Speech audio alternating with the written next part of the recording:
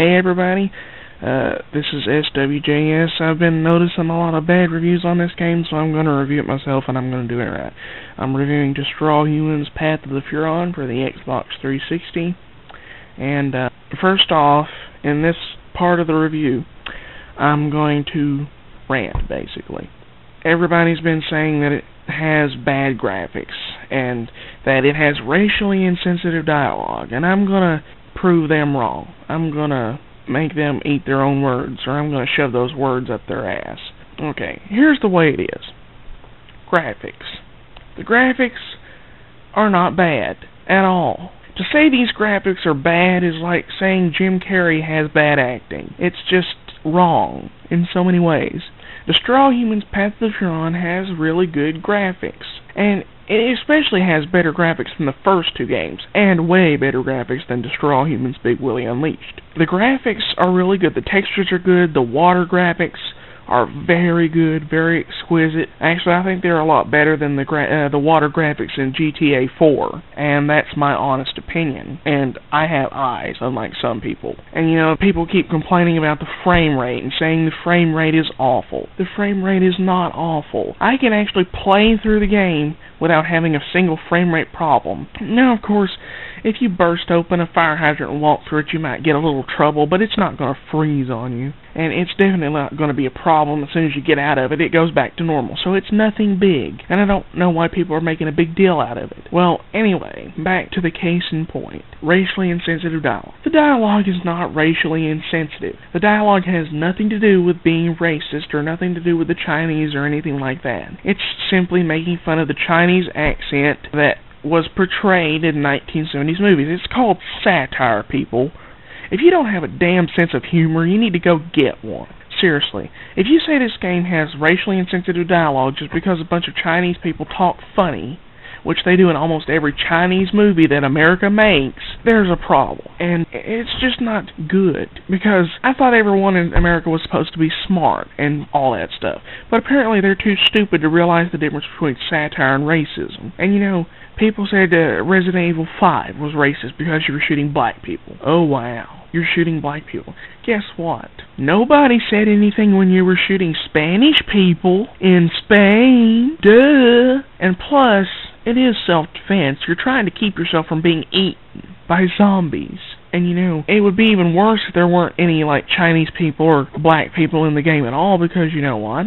Well, it portrays them as not existing, which is even more racist. So you tell me, which is worse, not having them in the game at all or making them talk funny? You know something? A lot of people talk funny anyway. I don't see how people being portrayed as talking funny is really racist. It's not bad. And some of the people who worked on the game said it wasn't bad, and they were also of the Chinese nature. So yeah, it's not bad. And also, just shut up about graphics. Who the hell gives a damn about graphics? What the hell do you play a game for? You play it for fun. That's right. It's never been the other way. You didn't cuss at the people who made Checkers just because they didn't have good graphics, did you? No, you played it and you had fun. And that was before gaming was even invented. And you know something? The purpose of games in the first place was to have fun. And you know, we had fun with Pong. Did it have good graphics? Why, hell no. It never had good graphics. I mean, the graphics on Pong are the first graphics ever invented. But nobody complained about those, did they? Oh, boo-hoo-hoo, it has bad graphics. Blah, blah, blah, blah. You know what? Get over it. No good games out there will have good graphics. You know, graphics are a good thing to sacrifice when you're putting in stuff like gameplay. And you know, Path of the Furon renovates a lot of stuff that we know about gaming. It lets you unleash a black hole in the middle of a city street. It lets you unleash a tornado on an entire city.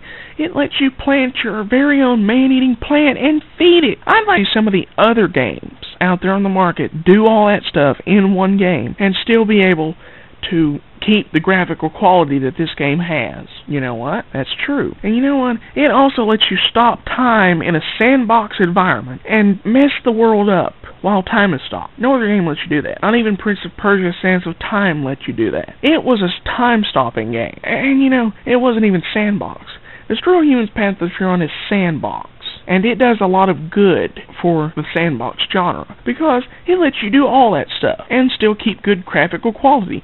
Sure, there are a couple glitches, but it's not like the damn glitches are hard to get past or hard to ignore. You know what? You people need to stop having such a damn tight ass and be able to appreciate the game for how fun it is. And you know what? If you only played the game for 5 minutes because you thought it looked too bad, you're a retard, and you need to be shot. I will tell you this. You need to be shot by Master Chief or somebody in the gaming world that has a gun. Really. It's just that bad. People out there on YouTube and on the internet are that stupid, and they're that blind, and that's what pisses me off. It's a really good game. It's fun, and it gets the purpose done. Does it have good graphics? No. Does it have good graphics? Yes. You can tell what everything is. The explosions look good. The buildings, when they explode, look good. Building collapses are more realistic. They look like a realistic building implosion. And I just don't get why people are so uptight about this. The game is good. It's got good qualities. And the story is really good. And let me tell you something. The characters aren't half as damn annoying as they are in Grand Theft Auto 4. Really. I love the characters in Destroy All Humans more than I love the characters in Grand Theft Auto. Why? Because they're not annoying assholes. They're actually funny. They're actually lovable. They're like cuddly plush toys that can talk to you. And you know something? Pox is voiced by the guy who does Zim, Richard Stephen Horvitz. Brilliant voice actor. And you know something? He sounds exactly like Zim, and he brings that character to life really well, and so does J. Grant Albrecht with Crypto. The characters are brought to life really well, and it all has great qualities, a lot greater than most of the shit that they have there on the market today. So yeah, it's a good game. It's not that bad. Would I give it a 10 out of 10? No. I'd give it a 7 or an 8. That's my honest opinion. It's not really that good. I will say that I did have a few pet peeves with the game, like the fact that they didn't have a jukebox feature with the soundtrack, or they didn't have a B-movie theater thing where you could watch videos and stuff, or cutscenes or stuff like that. I was really disappointed because of that. And you know, the game, after I played it, I'd waited to play it so long. After I played it, I just didn't feel as satisfied as I did, but I was satisfied. I liked the game. It was a lot more than I did expect it to be, but it wasn't as much as I expected it to be. It was good, though. And, you know, I enjoyed it. And it was really fun. Had a bunch of fun dialogue, fun weapons, fun gameplay. That's really all it needed to be. And, you know, it did some of the things that I asked. Like, I wanted to see more Furons. The final level has plenty of Furons on it. I wanted to be able to go inside of buildings. I can do that now. I can actually go inside different buildings during different times, or inside the Master's monastery. And, you know, it's really good. It meets my recommendations. And I'm sure it met a lot of fans' recommendations, too. And that's why I like this game so much. It's not as good as the first two, but it's still really good. And it meets a lot of the expectations that we had. And does that make it a bad game? By all means, no. But, you know, it's a really good game. It meets expectations. It's got good graphics for what it is. It's got good gameplay. It's got a good story. And, you know, I'll cover that in part 2.